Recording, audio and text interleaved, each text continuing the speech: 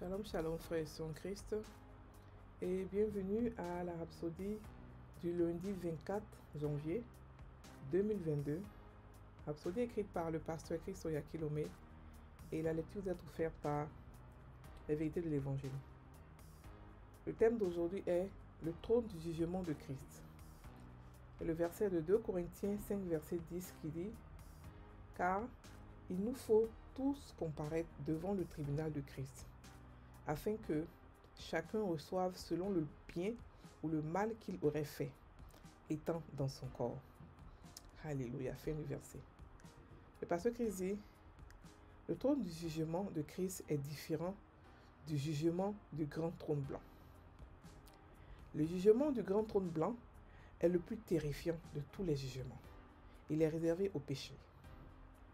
Le siège du jugement de Christ, d'autre part, est l'endroit où nous, les chrétiens, recevons du Maître nos récompenses, l'un après l'autre, et non en groupe.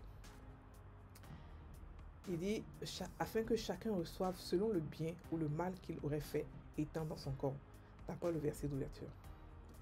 Notez ce que dit la Bible, dans son corps. Cela fait référence au corps du Christ. Lorsque vous êtes né de nouveau, vous avez été baptisé dans le corps du Christ, et vous y êtes resté depuis. Comment avez-vous fonctionné dans le corps jusqu'à présent? Avez-vous fait du bien ou du mal dans le corps?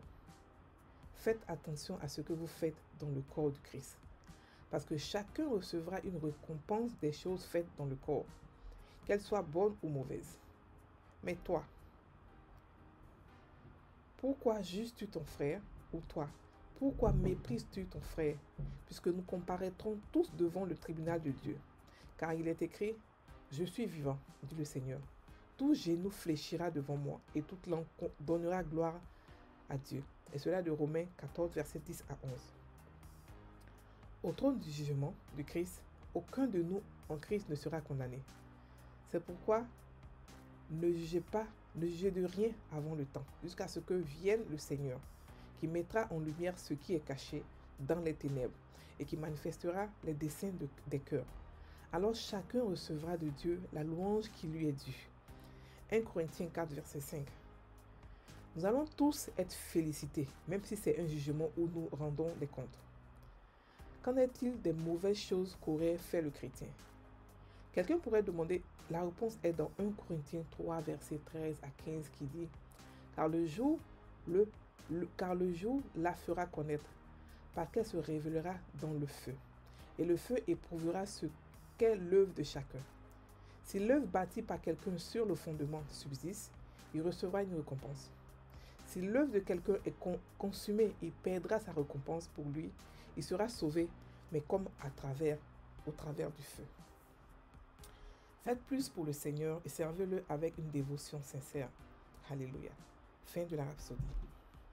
Ici, le pasteur nous parle de jugement et il nous explique deux jugements. Il dit, le titre c'est le trône du jugement de Christ. Alléluia. Il y a deux jugements dans la Bible. Il y a le trône du jugement de Christ et il y a le grand trône blanc ou encore le trône blanc. Le trône du jugement de Christ, ce sera pour les chrétiens. Alléluia. Et le trône blanc, ce sera pour les non-chrétiens, ceux qui n'ont pas accepté Christ. Ils seront jugés. Et là, c'est nous qui les jugerons, nous les chrétiens qui les jugerons. Alléluia.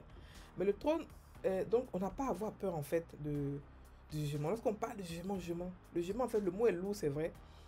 Mais le jugement, c'est pas pour nous, on sera félicité pour ce que nous avons fait étant dans le corps du Christ. Allez. Pas étant vivant, avant d'être vivant, je veux dire qu'avant d'être chrétien, on a été vivant, bien sûr. Mais c'est pas de ça qu'on parle. Avant la vie chrétienne, cette vie-là est morte, donc on ne va pas parler de ça. On ne va pas vous juger pour ce que vous avez fait avant de devenir chrétien. Mais par contre, lorsque vous êtes dans le corps, vous avez été baptisé dans le corps du Christ. Donc vous êtes né de nouveau. Ce que vous avez commencé à faire jusqu'à la fin, c'est ça qui sera jugé. En fait, lorsqu'on parle de juger, c'est comme si c'est ça qui sera félicité. La Bible dit qu'on va recevoir des louanges de Dieu lui-même par rapport à ce que nous avons fait. Donc, nous devons maintenant prendre conscience que nous devons faire quelque chose pour être félicités, pour être encouragés. Pas encouragement, en tout cas pour pouvoir mériter, nous aussi, des louanges de la part de Dieu, qui ne veut pas louer de la part de Dieu, qui ne veut pas que Dieu lui dise merci mon fils ou merci ma fille, voici ce que tu as fait, voici le boulot que tu as fait, merci, merci, merci. Maintenant, quant à ceux d'entre nous qui sont chrétiens, mais qui se cachent pour faire des choses, la Bible dit que tout sera révélé, comme par le feu. Ça veut dire que tu as fait une bonne œuvre, mais dans le secret, il y a ce que tu faisais, que tu savais, tu étais conscient que ce n'était pas bon, tu le faisais. Donc ça va apporter le feu sur ce que tu as fait de bon. Donc les choses que tu as fait vont diminuer de bon à cause de ce que tu as fait dans le secret, que personne ne voyait et que Dieu seul voyait. C'est pour cela qu'il ne faut pas condamner ou juger ou se plaindre des pasteurs qui font tout ce qu'ils veulent. Ils seront jugés aussi. Ce qu'on peut faire pour eux, c'est prier. Prier pour eux, prier afin que leur ministère réellement, afin qu'ils puissent comprendre réellement ce que c'est que l'évangile de Dieu. Parce qu'il y a beaucoup de personnes aujourd'hui, beaucoup de pasteurs qui profitent de leur brebis, qui font des choses insane, qui font des choses impensables à leur brebis ou à ceux que Dieu leur a confiés. Nous serons jugés pour toutes sortes de paroles que nous sortons dans la bouche, Parce que tous ceux que Dieu nous confie, nous devons ne pas les perdre. Ils ne nous doivent rien, ceux que Dieu nous confie, non. C'est nous, au contraire, on leur doit de l'amour, on leur doit la parole de Dieu, on leur doit ce que Dieu nous a demandé de le faire pour eux dans leur vie. Il y a des personnes qui sont là pour qu'on les motive, d'autres sont là pour qu'on les aide, d'autres sont là pour qu'on fasse beaucoup de choses pour eux. Mais on ne peut pas croire que ce sont nos propriétés privées. Alléluia. Non, les pasteurs ne sont pas les propriétés privées, ils n'ont pas de fidèles qui sont leurs propriétés privées. Et aucun pasteur, personne n'est mort pour l'évangile, à part Christ. Donc tous ceux qui ont une autorité spirituelle doivent envoyer le chrétien, bébé ou mon bébé, à avoir une relation intime avec Dieu lui-même, avec le Saint-Esprit. Alléluia. Parce que nous serons jugés pour toutes les petites actions que nous avons posées dans le corps de Christ. Alléluia. Bonnes comme mauvaises. Alléluia. Donc c'est ce que le pasteur ici nous dit. Mais par contre, les pécheurs, les méchants, tous ceux qui ont les Hitler, les gens bizarres qui ont fait des choses grandes, qui ont choqué le monde, ils seront aussi jugés aussi dans le trône blanc. Et c'est nous qui le jugerons. Voilà. Mais par contre, notre jugement à nous, ce sera des félicitations, des trophées qu'on va avoir, des choses qu'on va avoir. C'est pour cela que d'autres églises aujourd'hui commencent ça. C'est-à-dire qu'ils félicitent d'autres personnes, ils encouragent. Pourquoi? Pas parce qu'ils veulent faire comme le monde. Le monde n'a fait que tricher. Le monde n'a rien inventé. Le diable n'a rien inventé. Tout ce qu'il fait, c'est ne fait que tricher ce que Dieu fait. Et c'est pas le monde qui a commencé à les Oscars et tout ça. Non, c'est pas le monde qui a commencé ça. C'est Dieu. C'est le modèle de Dieu qu'ils ont copié. Alléluia. Donc ne vous plaignez pas si vous voyez des églises qui encouragent d'autres personnes qui félicitent. Ne vous plaignez pas. C'est écrit dans la Bible qu'on va faire cela, on va avoir cela. On va avoir cela. Et pourquoi ne pas commencer maintenant? Pourquoi ne pas encourager d'autres chrétiens qui font des efforts plus que d'autres? Pourquoi ne pas les encourager? Pourquoi ne pas les motiver pour qu'ils fassent encore plus? Alléluia. Donc frères et sœurs en Christ, c'est ce que le pasteur aujourd'hui dit. Voilà. Donc les œuvres mauvaises que des chrétiens feront, ces œuvres-là seront mises à jour et seront éprouvées par le feu.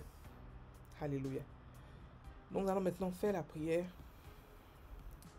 Répétez après moi s'il vous plaît. Cher Seigneur Jésus,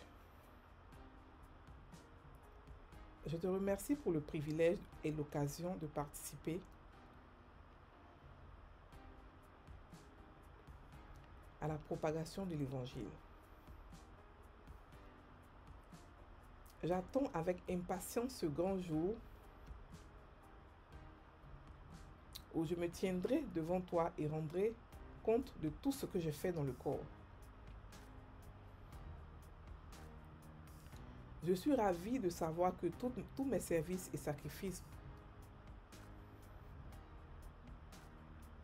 pour le royaume ne sont pas en vain.